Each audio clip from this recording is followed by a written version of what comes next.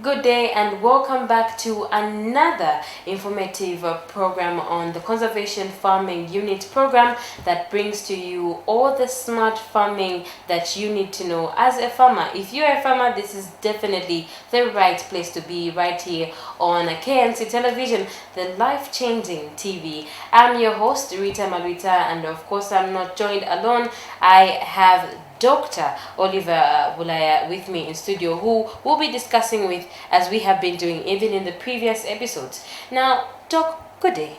Good day, thank you so much, and pleasure being here once again. It's great to have you back on the set. Now, Doctor, in our previous episode, we did talk about weed management, and we'll obviously do a recap for people who might have missed that episode. Now, in terms of weed management, and we did touch on a few areas which today we want to go into depth and detailed understanding of what we did. But let's get straight into the weed management that we spoke about last time. Just a recap on what weed management is and how the farmer can actually help themselves within yes, Rita, thank you so much for that question. We had a wonderful opportunity to share to our farmers on how they should know what weed management is all about. And I mentioned earlier on to say weeds to a farmer is an enemy. It's an enemy because it simple in terms of yield expected, maybe in a hectare or in that particular field, of which, when it comes to weeds, our farmers should be able to understand different methods that they can use to curb, that weed. And I quickly mentioned to say we are in climate smart agriculture, and in climate smart agriculture, there are easier ways that have been brought by, different players in the agricultural industry to ease the way of doing things. And this is where we talked about the usage of weed killers or herbicides and so on as one of the ways that makes farming sustainable, and for a farmer to tap into this and learn how they can use these herbicides for easier operations at the farm. And also I talked about the dangers that comes to the usage of these herbicides. I talked about understanding the safety measures. Farmers should not buy these herbicides anyhow from the streets and so on. They should buy from designated places, designated places like agro dealers or in community agents, so that they know the type of herbicides, because these herbicides, they have the bands around them to show the toxicity levels of that particular herbicide. So our farmers should understand those issues and how to protect themselves. We talked about PPE, protective measures that our farmers should be able to understand before they use these herbicides. They should put on long sleeved clothes or overalls, or something that will be able to cover them. And they should not allow even if they are using a knapsack sprayer to leak behind their back and so on, because that will be able to bring other problems to their bodies in a long way. Now, in going further, we did discuss on what you should use to apply these herbicides to your crops, among that being a sprayer. Now, going into depth in today's episode, why is it important for the farmer to understand this type of sprayer? Because when I buy a sprayer, for me it's just a sprayer. It's a sprayer. It can spray my herbicides to this plant. Why is it important for me to understand this sprayer? Yes, let me just give an example. When you have a bicycle, it is imperative. I don't know, Rita, if you have a bicycle, it is imperative to know some technical aspects about that bicycle. What do you do when your handle is not straight, or it's supposed not to be where it's supposed to be? How do you stretch it to the level where it's supposed to be, and so on? When the chain fall off, how do you handle that situation, and so on? So it's imperative, because this is an applicator or a tool a farmer will use in curbing weeds or any other thing a farmer wants to use. So now it's important to understand different parts of that sprayer, so that in case of any blockage, a farmer will know where to touch and what to do at that particular, time, instead of wasting time maybe asking for other people to come and help. So it's imperative for farmer to understand. And usually these knapsack sprayers, when farmers buy them, they are not assembled, so a farmer has to assemble them on their own. They are simple methods to follow, and pictures are laid, diagrams are laid on how to do it, or instructions are laid. And if they cannot do that, even the agro dealers themselves are able to guide the farmer on how to do it. It is imperative. And also for maintenance purposes. You know, if you understand how the sprayer is used, a farmer will understand how to maintain it, so that it will be able to be used for a longer period without giving him any problems. All right. Now, in our last episode, we did introduce Gilbert Lungu, who's one of the field officers at the Conservation Farming Unit. Now, shortly, last time he showed us how to use the sprayer. Today, he gives us a more detailed illustration of the sprayer. That way that you are let alone know what the sprayer is for and how you can use it as a farmer. Let's get to Gilbert. So any farmer who's doing spraying activities, who wants to spray in his field, needs to have an equipment called a sprayer. Sprayers come in different shapes and different sizes and different models. At the moment, we have what we are calling a knapsack sprayer. Yes, a knapsack sprayer. Yes, so this is a sprayer that is mostly used by smallholder farmers. Yes, because they are doing small portions, and this is a very ideal spray type that a farmer uses. Yes, so for a person using this kind of sprayer, he needs to know the parts of sprayer for him to maintain it properly and keep it in a good working condition. So there are different types of parts on the sprayer. So we can start with what we are calling a tank. So this orange color, it's what we are calling a spray tank. So this is the one that holds your chemical or anything that you are spraying. Yeah, so this is what holds your chemical, or a reservoir for those chemicals. So from the tank, there are these connections. So this is a handle. This is the one that we are using for pumping. This is the handle, and this is what is called a rod. So the rod connects the handle to the pump of the sprayer. So this white part, it comes up and goes down. It is what we are calling the pump. So the pump is connected to what we are calling a delivery tube. So it's not any kind of a tube that you need to connect to the pump.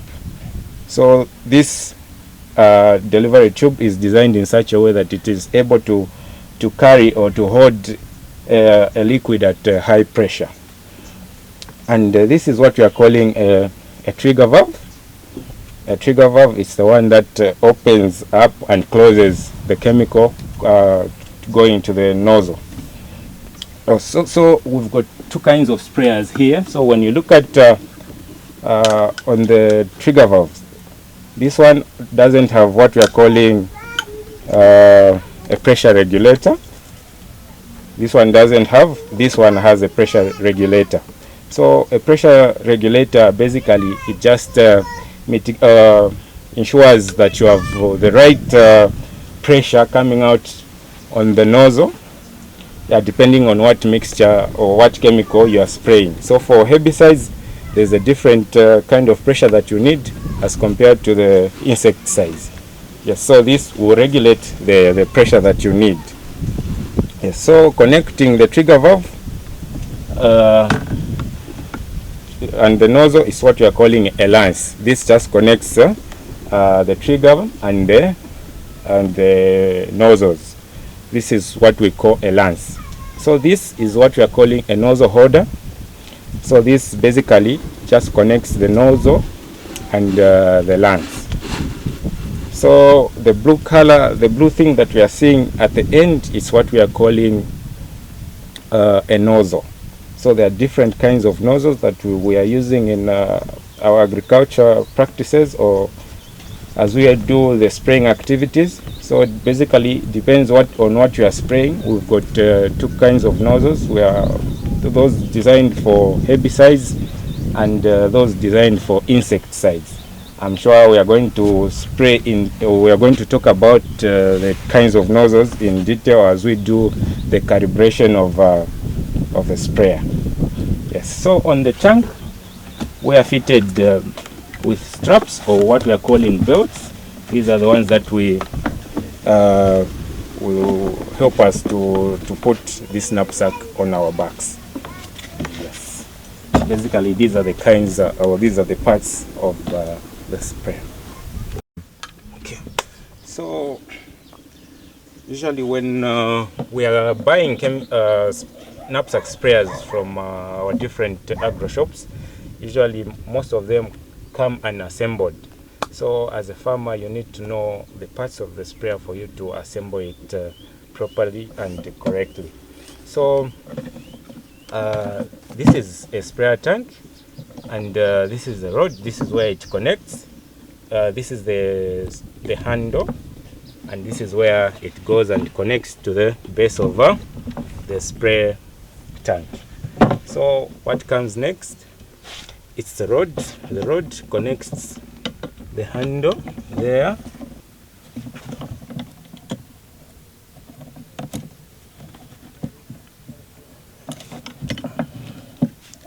So the rod will connect the pump. This is what we are calling the pump for the sprayer, this white thread.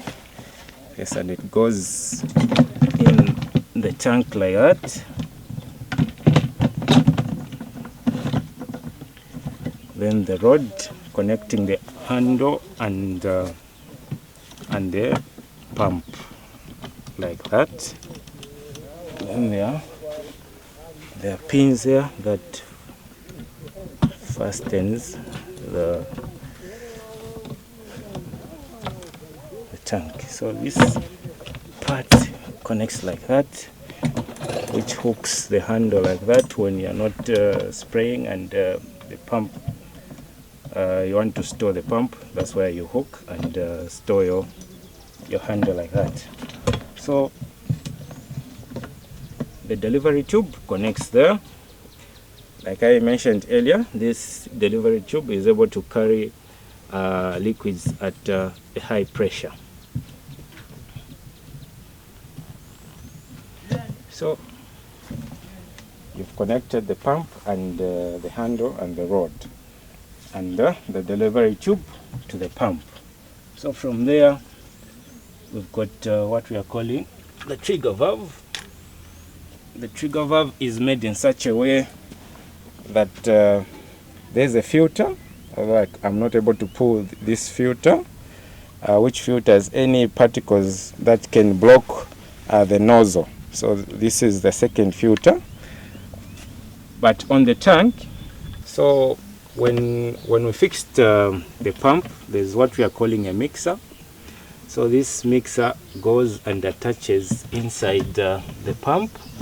That mixer is important in that it helps to thoroughly mix the chemical so that there isn't any chemical that is settling on the bottom. Yes.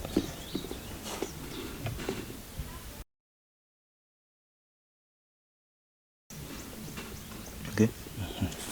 So in the mouth of the tank there's this filter. This is what you are calling the first filter. It filters any particles that might block the nozzles as you are doing your spraying activities. So on the tank we've got a lid. This lid it has got this component.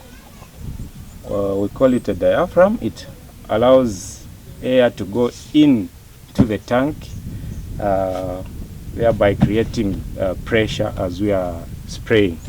And this diaphragm doesn't allow any air to escape from the tank. Then from the delivery tube, there's what we are calling the trigger valve. The trigger valve is made in such a way that it also has a filter, which filters any particle that had gone through as you are doing your mixing of your chemical on the first filter, which is located on the tank. So I'm not able to pull it out, but there's a filter in there. So it connects there.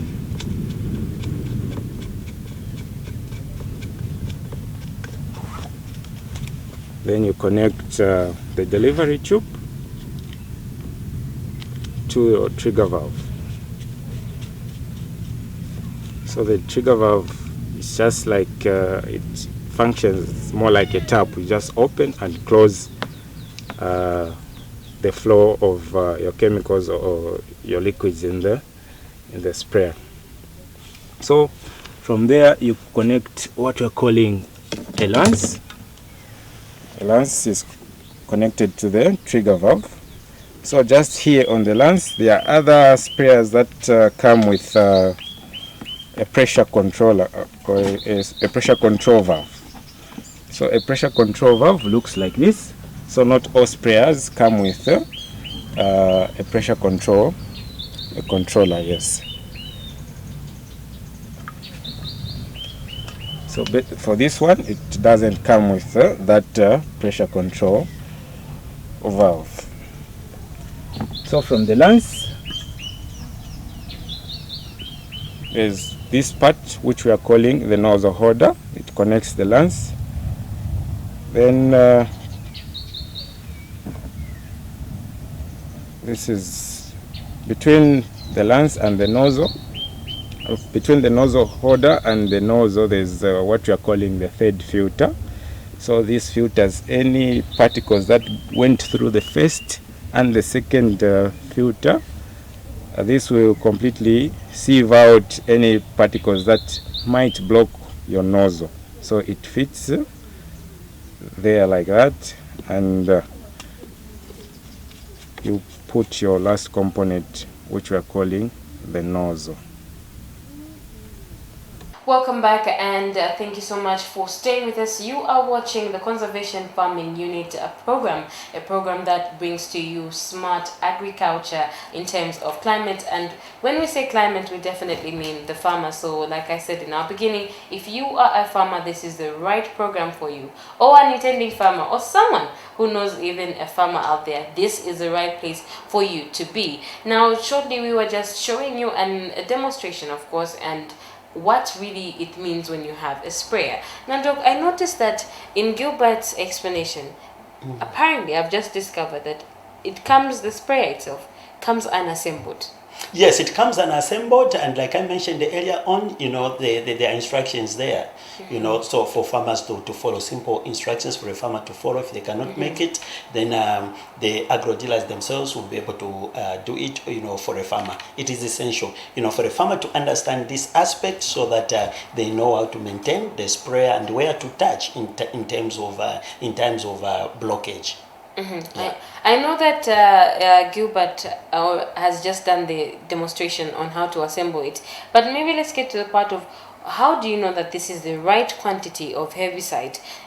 Let's say in an example, you're spraying off a hectare. How do you know that this is the right amount of herbicide I need for this 1 hectare? Like I mentioned in the earlier program, this is very cardinal, because most of the farmers are learning on how to use these herbicides from other farmers. They may not get the full gist of what is involved in the application of these herbicides. So farmers should learn from other colleagues, or they should call experts in the areas where they are, to support them or to help them understand what it means, because this is a practical aspect. I will explain it, like I explained in a previous program, but it is something that is done practically, because a farmer should know the nozzle to use, and that nozzle will determine the liters that will go into that particular field. If it is for nane-selective, a farmer will use orange nozzle, like I mentioned, and any equivalent nozzles, because they have to read. If they go for any equivalent nozzles, it has to relate to the discharge and rate, of that particular nozzle, because their number is written there. So a farmer will pick that and go to the agro dealers. They'll be able to guide them. So they need to do a practice that we call pumping speed. pumping speed in 45 to 50 seconds, a farmer using a non-selective orange nozzle should pump water in a container measuring 400 mils. For a farmer using a non-selective, which is blue nozzle or equivalent, should pump that water equivalent to 1,200 liters. And then when they are done with that, they know how the pump speed will go. Because a farmer, unless those sprayers that have a regulator, those sprayers with a regulator, no matter how a farmer is pumping, the flow of water is regulated. It's not affected at all. But for most of these knapsack sprayers that farmers have, they don't have the regulators, meaning they have to pump continuously. So they have to calibrate the way they pump. Is it faster or is it slow? If it is slow, then it means they will not be able to meet the required number of liters that are required in that particular hectare. Also, coupled up with the walking speed. I mentioned earlier on, so they have to measure about 50 meters, and put pegs, at the beginning of 50 meters, ending of 50 meters, and walk along that 60 meters, 50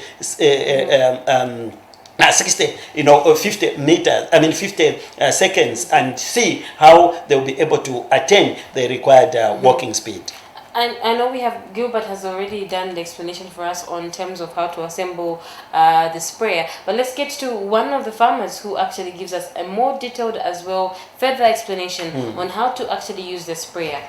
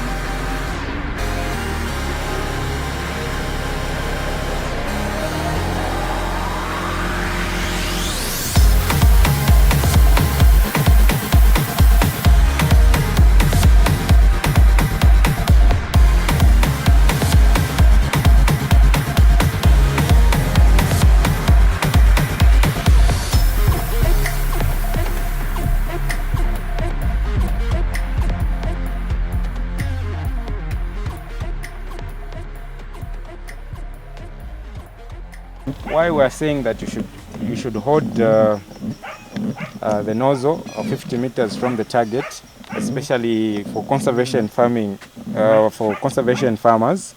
We are encouraging farmers to do the interval spacing of 90 centimeters. So we want to get the swath of 90 centimeters. So this is why we are encouraging farmers to hold the nozzle 50 centimeters from the ground. So as you can see here, where this swath distance is almost a meter, which is very ideal as you are spraying the field. So this is a 1 meter distance of the swath. Welcome back. Now, that was another farmer who was giving us some more details on the sprayer and how you can actually use it for your farm in terms of weed management. Now, doctor, and the farmer was demonstrating and illustrating to us. Can you give us a more detailed? I know it was more of a silent demonstration in terms of the farmer. So perhaps you can just explain to us what the people have just watched. Yeah, so, like the way our farmers have seen, the demonstration of our farmer is to show the walking speed. How, he was pumping, his spray. He didn't stop, but he was pumping continuously according to how he has calibrated, his sprayer. And one thing that I need to mention, which is critical as well, is how you lift the handle or the nozzle. It should be up the ground or up the target or the weeds about 50 centimeters above. It should be 50 centimeters above the target or the weeds, or it should be 50 centimeters above, the crop, if the crop is already, established or grown, and so on. Because what we are looking at here is the swath. So the nozzle, as you saw in the illustration, was not put in the middle of the interval, but it was pointing on the crops. So for farmers that have done the rip lines, or the farmers that have done the planting stations or basins, that nozzle or the handle, the nozzle, and all that should point on the crops, above the crops, so that the swath will be able to go halfway this row, halfway the other row. And when you're coming to do the spray, the farmer will not come in the next row, will go in the other row, and where the chemical ended, it will be able, to mingle in such a way such that a farmer will not be walking in every interrow and so on. It's very difficult for a farmer to understand, because as I mentioned earlier on, it's done practically. But in a nutshell, this is what our farmer is trying to explain. One of the questions that most of people that are anti herbicide talk about, I've been in this industry for 20 years, from the time of cotton, lawn row, to this time around, promoting the conservation agriculture technologies. I've never seen a farmer who has complained because of proper usage of these herbicides. But may I be quick to mention that these herbicides are in categories, like I mentioned. For conservation farming unity, there are certain herbicides that we do not allow our farmers to use. Herbicides like atrazine straight. Atrazine straight is selective to maize, but it has a long residue effect to the soil. When a farmer would want to grow groundnuts, the groundnuts will not emerge. You understand? It will not emerge. And to a farmer who used herbicides will say, oh, last year I used herbicides and the herbicide have destroyed my soil. So this is why we train our farmers the herbicides that they're supposed to use and the herbicides that they're not supposed to use. Most of the herbicides that we use, like cyanazine with the 25% of atrazine, it is effective because it doesn't, the residue retention is not too long. I mean, it does not prolong even beyond 9 months in the soil. So the next season, farmer will be able to, crop rotate, because this is essential in conservation farming agriculture, where we train our farmers to crop rotate. And this is what even Farm to Market Alliance is talking about. It's encouraging our farmers to crop rotate so that the soils get the benefits, that is required. All right. So now you have spoken about you need to know this herbicide and its long effects on the soil.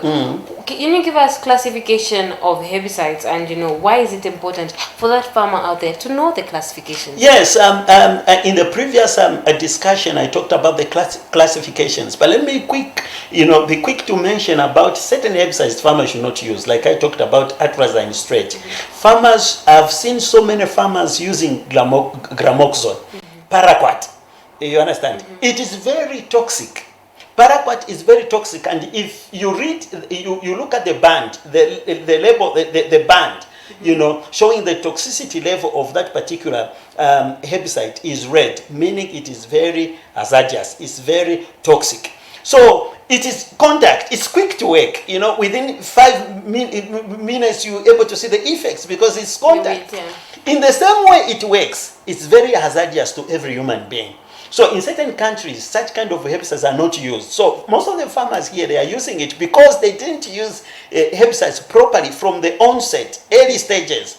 You understand, of their crop, establishing of their crops. They didn't use herbicides properly, and they will see that now they are. Most of the field is infested, you know, with weeds, and they will do now run around to see what they can do to keep that, you know, weeds, and this is how they come to do, you know, the spraying of these toxic herbicides, very toxic herbicides, which is not good. So now there are classifications of herbicides, like I mentioned, the herbicides that are selective, you know, for maize, selective for beans, selective for pigeon pea, groundnuts, and so on. They are there. And also there are herbicides that are non-selectives, which will be able to kill, like glyphosate, or, you know, or any other name. You know, there are different trade names, but as long as that container contains glyphosate, it means that herbicide is a non-selective. So our farmers should be able to understand these things. All right. Now, as we get to wrap up today's episode, what are your last remarks to the farmers out there?